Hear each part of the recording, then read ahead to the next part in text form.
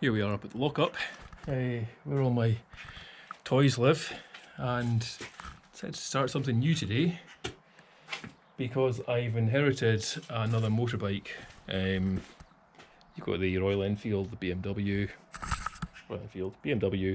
and over here is Ronan's 125, Yamaha YBR 125, which is no longer Ronan's because I've acquired it from him. I think he wants to focus on learning to drive instead for now.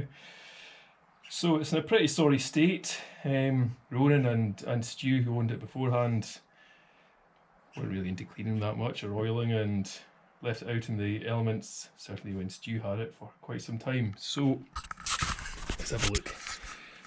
I'm in process of trying to get the whole thing back on the road. Now, last weekend I managed to get the exhaust off. The exhaust studs needed a little bit of persuasion. The big issue I have at the moment, however, is that the brake pedal is basically entirely seized onto its pivot, which happens to be also the centre stand pivot. So I've tried pretty much everything to remove that. Behind this there's an Allen head in there, which should allow you to wind out the centre stand pivot. That unfortunately isn't going, no matter how much heat and force or realistic force I apply to it, because this is basically seized on entirely. No power up here at the lockup, so anything I do which is power related has to be battery driven, which rules out the first job, which would be just take my angle grinder to the bastard. So instead I've taken the Dremel tool up with some cutting discs.